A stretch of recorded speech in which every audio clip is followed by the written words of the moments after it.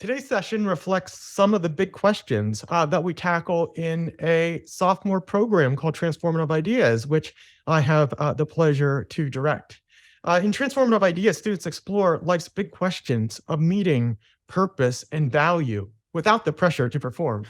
And we do this through courses that ask questions about the good life, about science, about health, about politics, and much, much more. And we also do that through a dorm, a living learning community that encourages students to have vigorous debate and discussion and dialogue about questions of significance, and to do that in a spirit of intellectual friendship and curiosity. And that's what we faculty are going to model for you today. We will in this session, you will hear two distinctly different perspectives on what is real from my colleagues.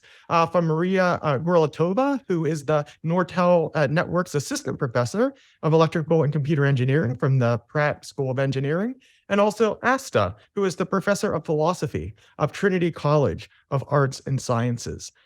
We will invite questions from the audience after our presentation, and also after a short panel discussion between myself and our two speakers. And after that, we will then move to the audience question and answer portion of the program. Well, welcome to each of our two speakers. Ásta, let's begin first with you. What is your answer to the question, what is real? So the question for our conversation today is, what is real? I'm going to focus on three questions that I hope cast some light on that. What exists, what is real, and how we know. Let's start with what exists. Do tables and chairs exist? What about cats? Or is talking of cats just a convenient way of speaking? Perhaps what really exists is just minute particles like quarks and such. Perhaps cats are just particles arranged in a catty manner. A persistent idea in philosophy is to say that what exists is what our best theory says exists. The theory in question can be a scientific theory, but need not be. It could be astrology. What exists is what our best explanation for something says there is. For instance, if your best explanation for the lightning in the sky is the existence of electricity, electric charge, and so on, then you say electric charge and various things that produce it exist. If your best explanation, on the other hand, posits gods flying around in the sky on winged horses, then you will say gods on winged horses exist. So let's probe your intuition here. I am going to ask you with a show of hands, if you could turn your camera on so I could just get a sense of where you are with this. You can raise your hand, wave, or if you think the things that I mentioned exist. Are you ready? All right. Tables and chairs? Yeah? What about cats? Cats? Yeah. Clouds? Institutions like Duke University, do they exist? Numbers like the number 6? Number 6? It's my favorite number. It's perfect. It's gotta exist. You know, I'm from Iceland. Anyone been to Iceland? Elves, you know, you cannot mess with the elves in Iceland. What do you think? Yeah? Witches? UFOs? God? Yeah, okay. Now, you may say about some of these that they exist, but exist in a sort of funny way, or at least not in the way that trees and cats and chairs exist. Perhaps you want to say that about institutions like Duke. Duke is human created, you might say, unlike cats. You cannot just craft cats out of mud and good intentions. People have tried, hasn't really worked. And what should we say about numbers? It is hard to touch and smell them. Has anyone ever smelled the number 6? Okay, so let's talk about being real. What is this thing being real? It's a complicated question. And I think to make any headway with it, we should treat it as presupposing a comparison. Real as opposed to something else. Real versus fake. Real versus constructed. Real versus illusory. In philosophy, people discuss various other possibilities, such as unreal, ideal, conceptual, abstract, among other things. I will focus on just these three: real as opposed to fake, constructed, and illusory. I know my colleague Maria will talk about virtual and augmented reality. And when we get into our discussion later, we can think about how to approach the status of those things. But let's start with fakes. Real versus fake. When do we care about whether something is fake? We ask, is the $100 bill real or fake? Is the signature on this document that transfers all my money to a Mr. Ponzi real? Is this painting someone is trying to sell you a real Picasso? What do we care about here? I submit that we care about authenticity. But what would that mean in this context? I think it means origin. What makes something real here is whether it was created in the right way. Neither the way it looks nor its function is the issue. The fake does not have the right origin. It also involves deception. It seems to be other than it is, and intentionally so. Someone has made it to look like it was created in a different way from how it came into being. Someone has made it look like it has a different origin from what it does have. Let's turn to real versus constructed. What is constructed by us humans may not be masquerading as not made up, so may not include the element of deception that we see with fake. Sometimes everyone knows it is human-made. Think of Duke University. People even get famous and have the thing named after them or a close family member when they create it. However, some of the things that are human created may seem to be natural, and it takes a lot of intellectual work to uncover its true nature and to debunk common beliefs about it. I think social categories like gender and race are like that. We're now starting to approach the question whether and how we can know that what something is or is like. So let us turn to illusions. It's a persistent theme in philosophy to worry whether what seems to be the case really is the case or is merely an illusion. In the Republic, Plato raised the question whether we humans are perceiving things directly and as they really are. In his allegory of the cave, maybe some of you know, we are like prisoners shackled at the bottom of a cave, watching shadows move on a cave wall, mistaking those shadows for real objects. What's the status of what we are perceiving? Is it real or not? Also, how do we know? Can we know within the experience itself whether it is real? Let's talk about the status of what we're perceiving. Let's look at my gorgeous blue cup here. See, Duke faculty advancement, they give you this kind of thing. Gorgeous shade of blue too. Okay, I'm gonna hold it up. Everyone, if you could stare at this cup. Okay, when you're looking at the cup, what is it that you're perceiving directly? We're all on Zoom. I'm in my lovely office in the Duke Philosophy Department. I'm holding a physical object, a blue cup, nice shade of blue. I'm staring at it. But what are you staring at?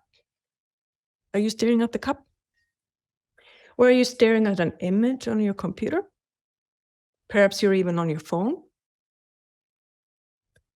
Now you might say, Sure, I'm not perceiving the cup directly. I'm holding the cup here still. But I'm perceiving it indirectly because the cup caused the image on the screen. The cup is responsible for my experience, you might say. So I'm perceiving the cup, even though it's indirect. But think about this. What if my brilliant colleague, Maria, from whom you're going to hear in a second, had simply conjured up something on your screen that looks like my lovely Duke cup? But the image you see wasn't caused by the cup, even though you could not tell. What would you be perceiving then? A blue cup? Or perhaps mere pixels on a screen that you could not distinguish from a cup? Here, I have a hypothesis. You are perceiving a cup if the experience you are having is caused in the right way. And now you see a connection with the fake. You're experiencing a cup if the origin of your experience is the cup, not my clever colleague scientist. But can you tell from within the experience what is causing it? In the meditations, Descartes led us on a journey to figure out if there's anything that we can be certain about. And in one of the meditations, he considers whether one can know whether one is dreaming. Maybe some of you have heard about this dream argument.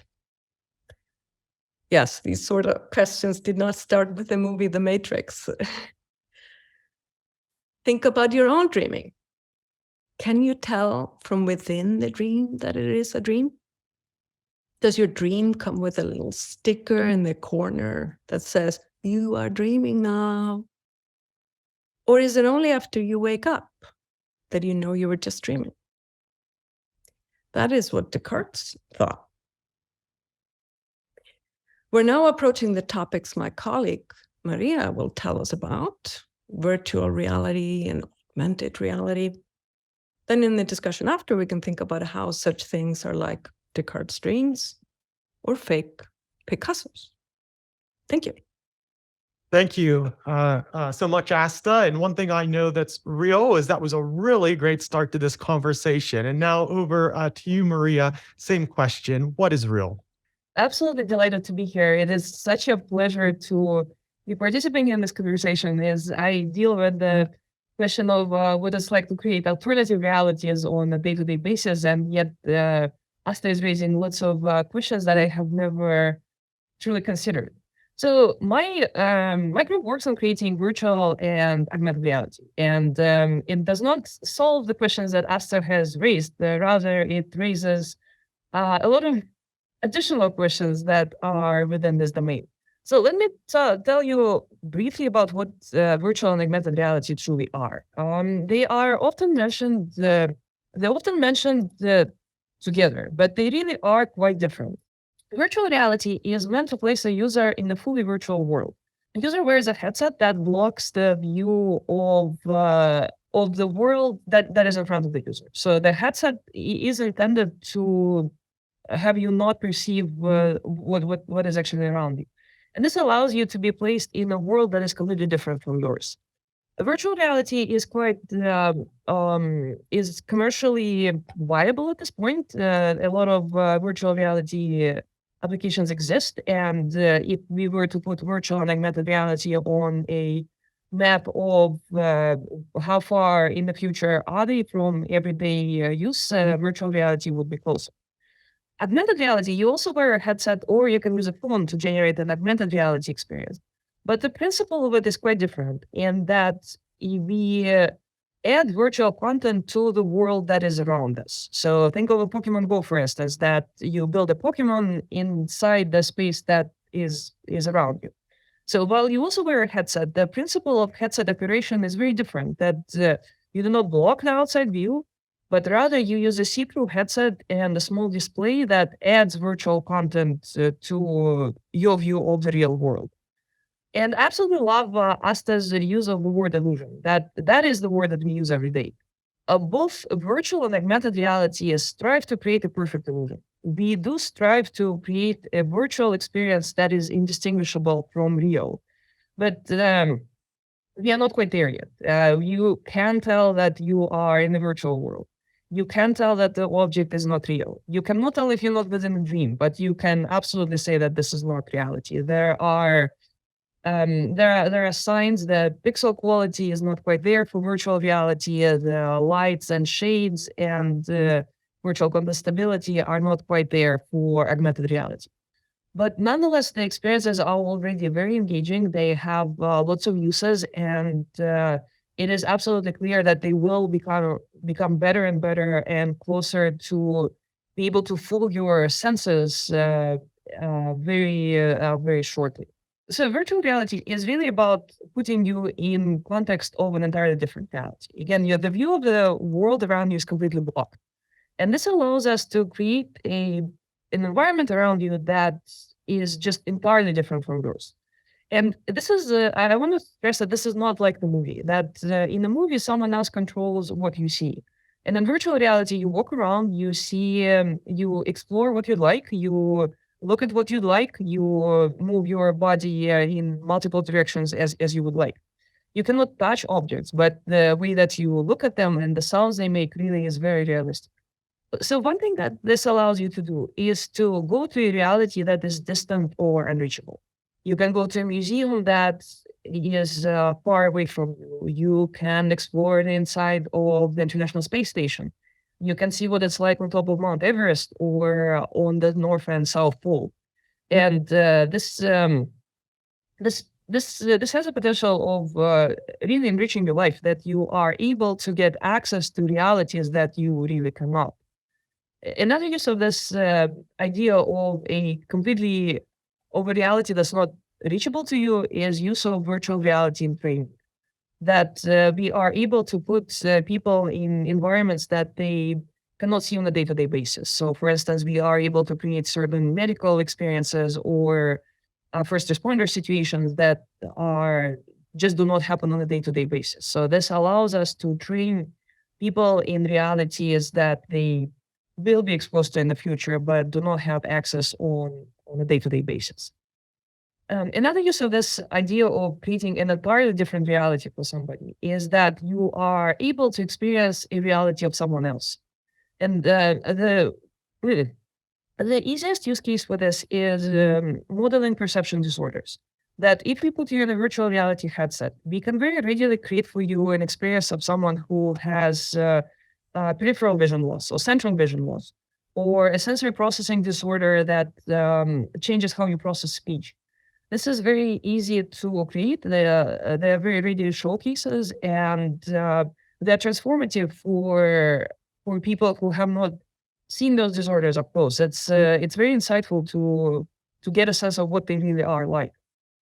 More out there, we're not restricted to seeing the worlds of humans. We're not restricted to seeing human reality.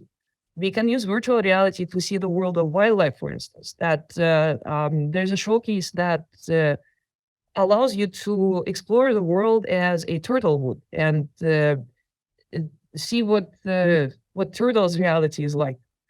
And these experiences are.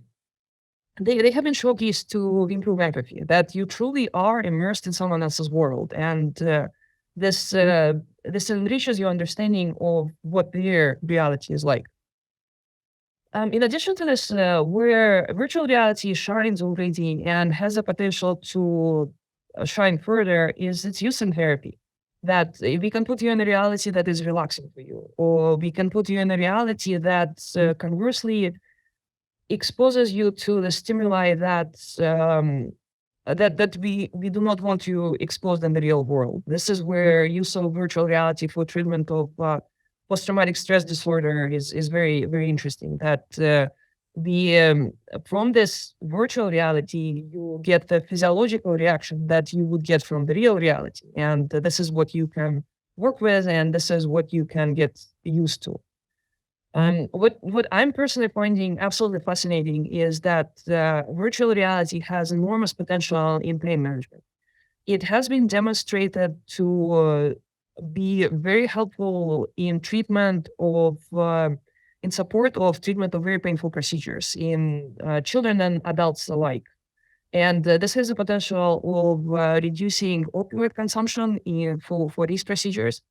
And it has been demonstrated that virtual reality truly helps with the way that the users experience pain and the way that their brain responds to pain. If they're placed in this alternative reality, all of that changes. And the benefits and applications for that are truly enormous.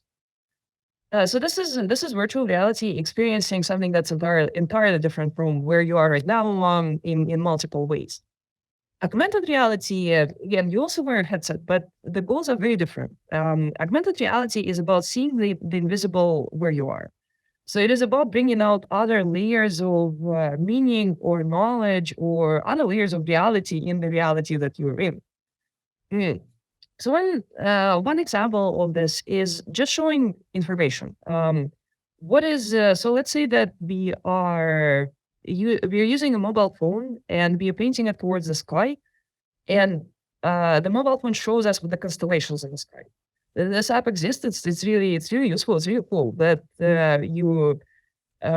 this information, it's there. You can look it up in a book supposedly, but seeing it right there where it belongs, it's interesting and informative. And there are many professional uses of this type of ability to see the invisible, that you are able to see what is inside a wall that is otherwise just a wall to you, but with augmented reality, you can see the areas within it that you need to avoid or target. Or in cabling, if you have cables that all look alike, augmented reality can show you where to put them, and it's very interesting and useful and has been shown to be very useful. My group works on surgical applications of this capability of demonstrating the invisible, that if we take a preoperative scan of the patient and we generate for the surgeon the view of that scan in the area where they'd like to target, this is useful and helpful and has been demonstrated to be helpful across a wide range of conditions. But in terms of this is just one example of the invisible sensory data that you cannot see without augmented reality. But there are many other types of invisible as well. Augmented reality can be used to visualize what has been in space, or what will be, or what others perceive space as. So for instance, if you are standing in a city corner, an augmented reality app can show you what buildings around you used to look like. Or it can show you the landscape, the cityscape that will come into existence as the new buildings are put together. Or it can show you, it can translate for you signs to different language. So there's multiple layers of meaning. They find applications across different domains in art, in history, in paleontology, visualizing what has been, will be, could be a reality of others, reality of the past. So in addition to this, so I mentioned that we are not quite able to.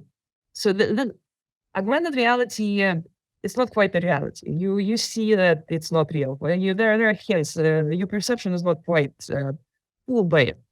But there's one interesting direction that has been emerging that will become more and more technologically feasible as we go along, and that also has very interesting interplay with reality. That we do not just have to add material to your reality.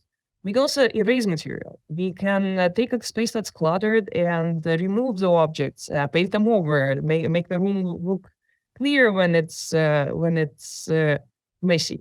So one of the examples on the screen is the vision that we have of blocking objects that are distracting for you with holograms, so that you can focus better. And another example that you see on the screen here is a showcase in the top augmented reality conference that showed how in real life, in real time, a car can be replaced with this creative object. So overall, this is there are many different ways that realities could be changed by these types of technologies. if you are ever interested in demonstrations, please look me up. We are in Wilkinson building, close to the chapel, and I would be absolutely thrilled to show you some demos and to talk to you about the possibilities and applications. Thanks, Maria, so much for that wonderful presentation. And as you see, I also have a very real Duke mug, although I think a very classic version of the Duke logo. And now I get the great pleasure to have a conversation with you all about, I think, some of the really profound implications of your work. And I want to start by relaying an experience of my own that I thought was quite profound. I mean, so I'm a millennial. High school class 2000, graduated college in 2004. I encountered Facebook for the first time in 2005, back when Facebook was connected to colleges and you had to be like a college student to join Facebook. I remember a train ride from Cambridge to London in 2007 or 2008. I think it was 2008. My wife and I were riding on a train, and she worked for the investment office at Cambridge, and she had a BlackBerry. And I remember seeing her check her email on the BlackBerry, and it was so cool. So like previous generations, we millennials did not grow up in a pervasive digital world. For Gen Zs, right? Those people that are born in the late 90s, 2000s, it's very different. And I remember having a conversation with a student a few years before COVID, and we were sitting in Perkins Cafe. We were drinking coffee.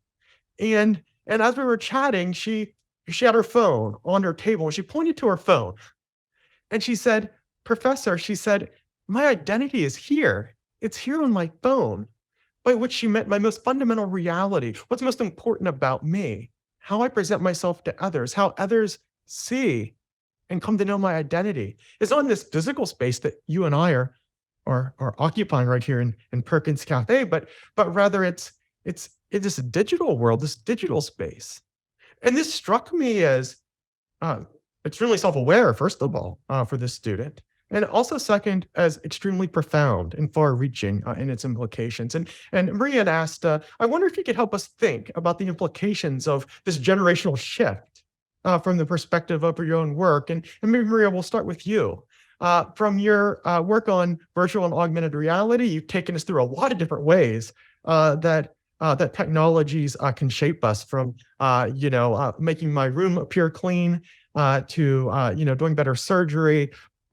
And I just wonder, what are one or two of the most significant ways that this shift in interaction with technology among the younger generations will shape those generations to see and engage the world more differently than people from my generation and older? That's an exciting question, Jed. I have a 3-year-old, and it's very interesting how he takes technology absolutely for granted. And it's just natural for him that there is a map in the car that knows exactly where he is and that can tell him where to go. When I was his age, a map had to be printed out, and you didn't know where you were, and you could make mistakes. But for him, it just absolutely, it's at his fingertips, and he's born with this. So as a 3-year-old, he just engages with the world completely differently. I think that we will definitely see lots of that. What the awareness of what is around you, and the awareness of these different levels of reality can truly be brought to people at a different level, and we will see more and more of that. That one thing is knowing where you are in physical space, and another one is having this immediate vision of what the space used to be like, for instance. Or there's some interesting in general, where the technology is headed is towards better understanding of ourselves as well. That right now, the technology can tell him that we are somewhere, and soon enough it will help him to understand his own emotional state, for instance, or his why he's feeling a certain way. So that's definitely that's my perception oriented take on this question. And I don't know what Ásta's thoughts are. Well, thanks so much. And that actually, where you brought us to this idea of sort of self-identification, actually, I think leads us quite nicely into some of Ásta's work. Because Ásta, in your presentation, you so very nicely sort of gave us these sort of three categories, the real is fake, the real versus constructed, and then the illusions. And you've written a very important book on thinking about identity and categories of thinking about identity, and in particular, I think that's touching on the second category. The things that are constructed, the Duke, and the gender and the race, and I wonder, based on your work on social categories, if you could help us process these changes in our engagement with the technology as they relate to our self-identities. Yeah, thank you. That's interesting. So I tend to think of identity like this, that we all have various features, and only some of them have social meaning in the context that we travel. And those features that have social meaning, that matter socially, may not be the ones we identify with. So, for instance, I might identify with being a fan of a soccer club in Iceland, but like the context I travel in now, that's not socially significant at all. It doesn't register at all. And there are certain features of us that are sort of persistently socially significant in the context we travel. So gender and race tend to be, sometimes class, or various other, in certain countries, the way you speak indicates your class or where you come from, and it helps.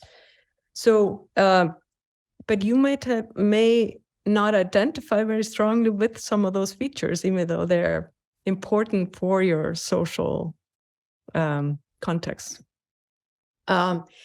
So what is interesting about the development of this sort of the online identity is that, it's always the case that what you identify with has to be socially available to you. You cannot identify with something that isn't socially available. But it's much more fluid in the real world, whereas in the digital world, there are these categories that have been set up by Facebook or Instagram or all these dating apps or whatever it is. You have to sort of, press a button or click on a certain thing to indicate where you situate yourself within that digital social space.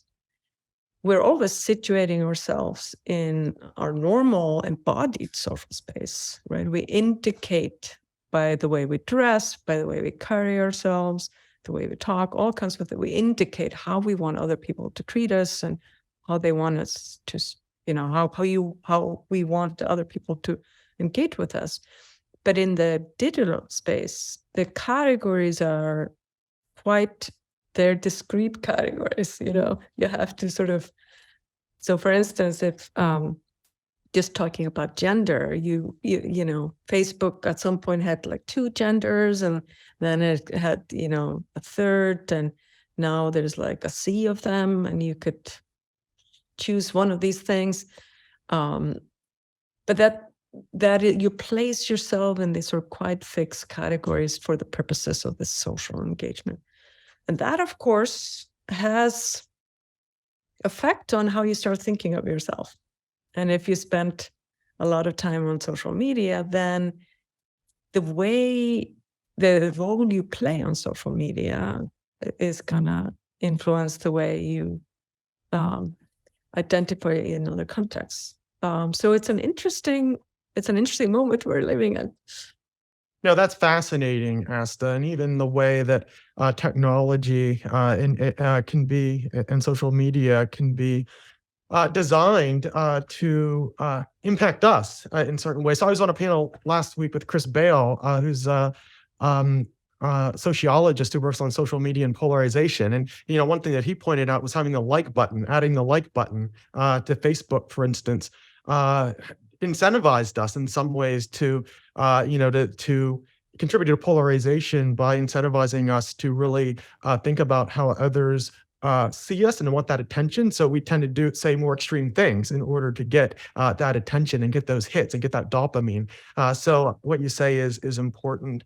I'm going to turn now from ontology, and that's a fancy word. I'm in the classics department, but I also have appointments in philosophy and as well as political science. And so sometimes I use fancy words like ontology, but that's just, the study of reality, of what is, which was what we've been talking about. Well, I want to turn from ontology to ethics now. Or maybe better, the relationship between ontology and ethics. Maria, in a really fascinating article, you on augmented reality, you suggest that augmented reality, so this kind of reality that we're able to filter the way and impose on the way we see the world, rather than completely shaping seeing something new, like in virtual reality, so this augmented reality. You say augmented reality can assist us towards personal change by helping us develop better habits. So, for instance, augmented reality may blur unhealthy food choices on the menu.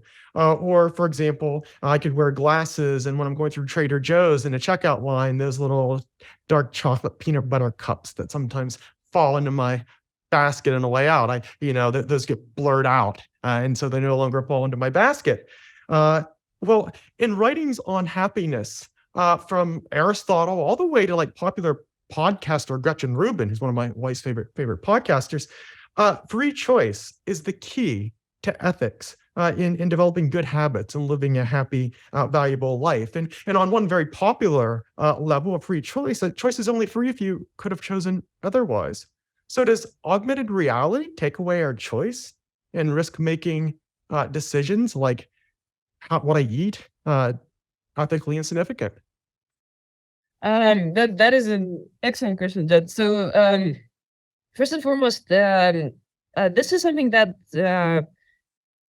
folk who work on human technology interaction have given a lot of thought, that we absolutely must let human make the final decision. So a human absolutely always should have this option of snapping back to reality, for instance, that a human should always be in control, and the human should make the choice at the very start. The choice of continuing to engage with an augmented reality experience or starting to engage with it is always with a human. And if it ever is not, then we are truly living in the matrix. The choice must stay with you. The question of how that factors with what we do habitually is a very interesting one. That we see in this context, augmented reality is a type of digital mentor or coach, that the coach suggests what you should do. You engage the services of the coach, but the coach does tell you what to do. Same as I work with my PhD students. They've chosen to work with me, but I do tell them what to do. I do. They can stop working with me at any point, but at any given moment in time, I give them strong suggestions, or I coach them, or I cajole them. I use my powers of the coach to guide them towards what we jointly have agreed on is their goal. So we definitely see augmented reality and other related technology in this type of mentor-coach role, where the final decision of whether to continue engaging is always with the person.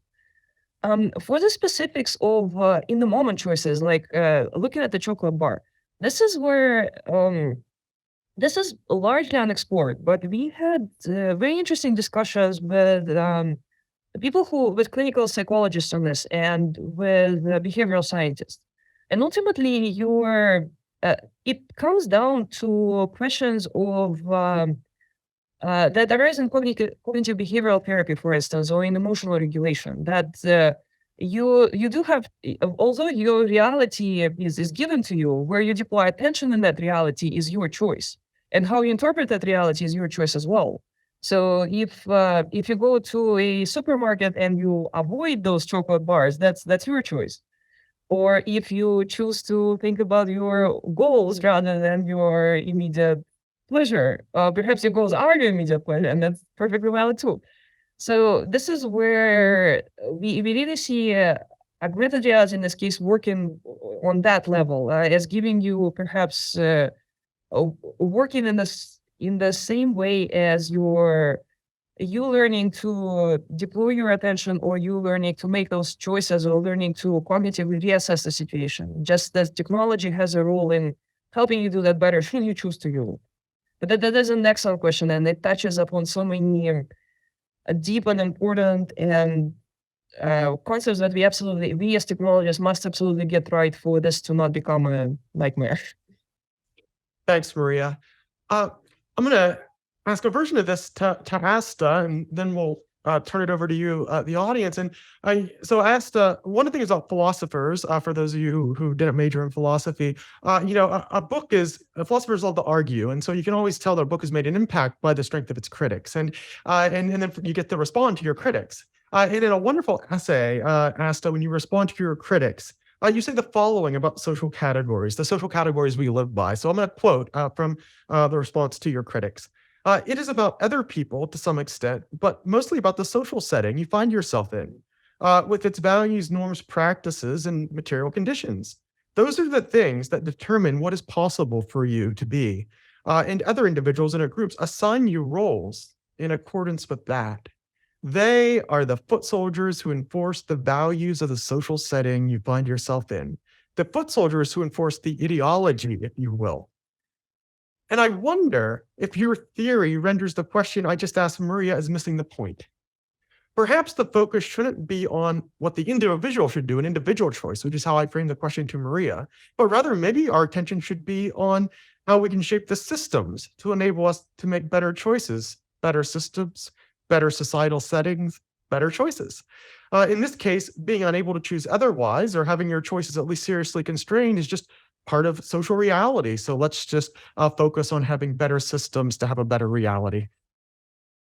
Well, absolutely. But, a lot of intellectual work is needed to understand where you can make changes. So you need to have a good account of the way social reality operates so that you can direct your attempts at changing. For instance, if you think certain aspects of social reality are unjust, then you need an accurate picture of that injustice so you can focus your attention for change. And sometimes you think aspects of social reality are not unjust, but you want to think about what the justification for that arrangement is. And it's always good to do that, right?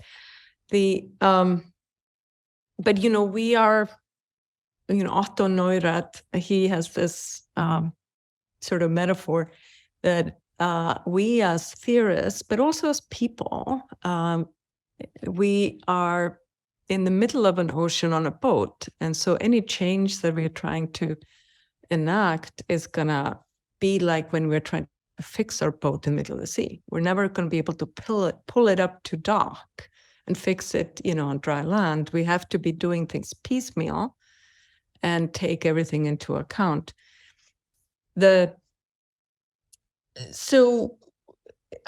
thing that's so interesting about the augmented and virtual reality is that part of when we are thinking about an authentic experience, we want an experience that is not curated by someone.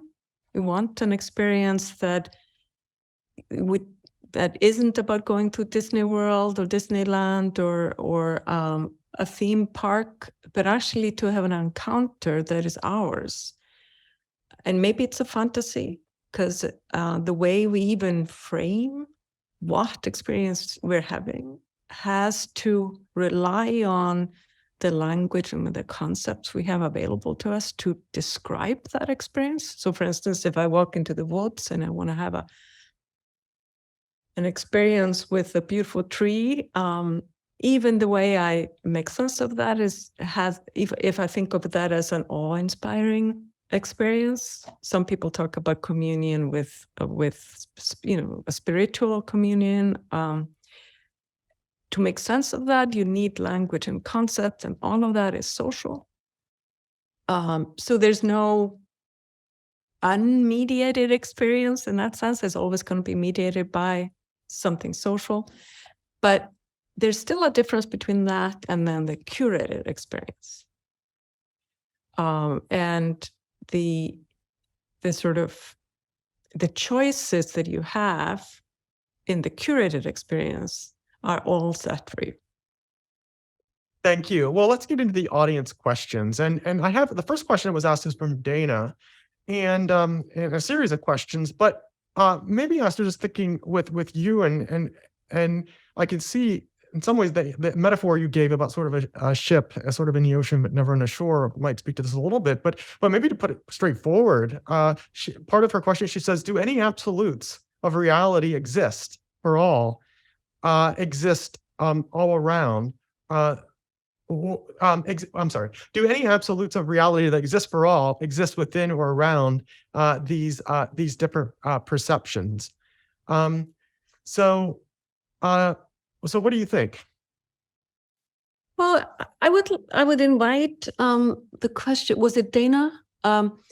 To it's helpful to know what's behind the question.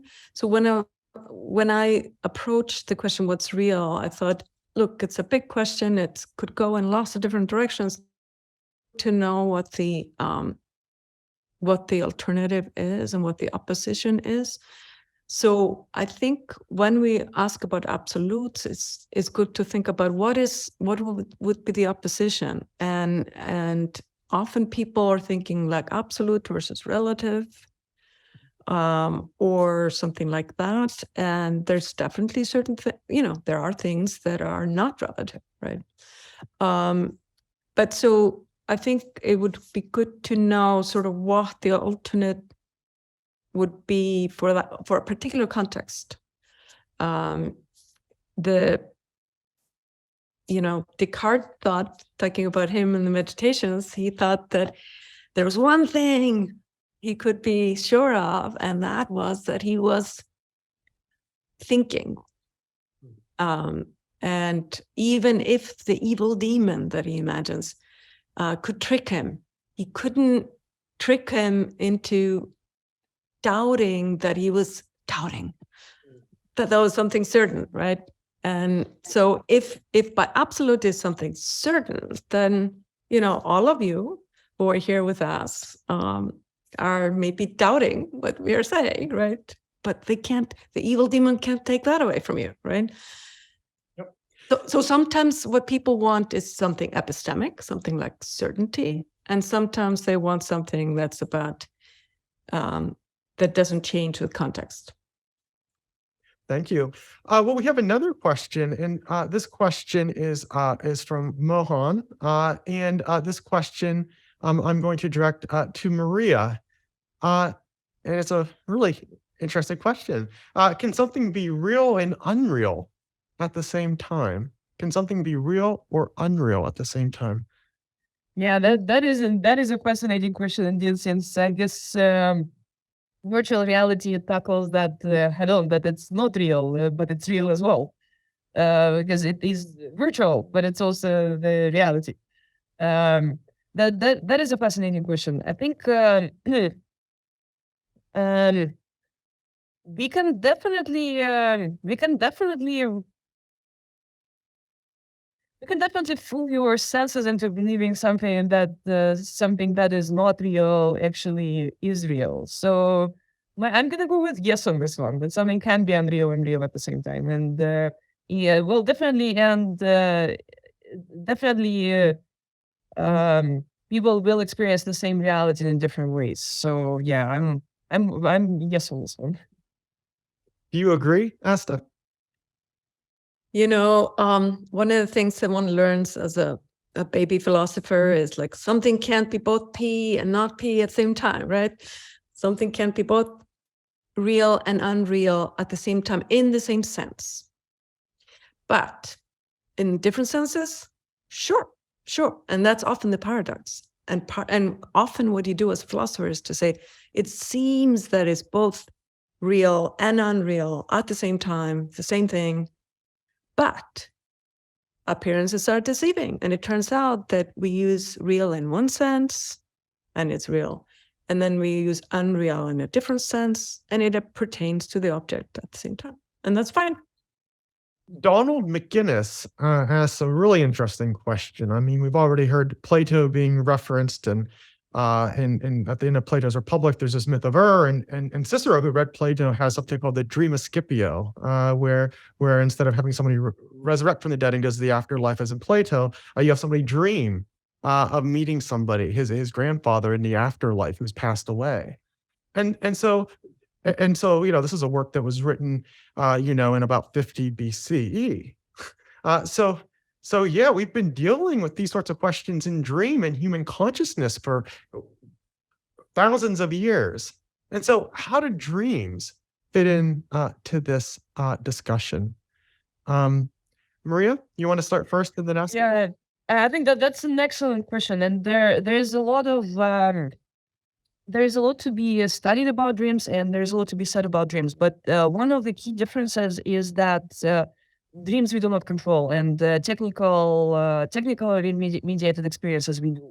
So we can others can control them for us, or we can control them ourselves. And there's a big difference there.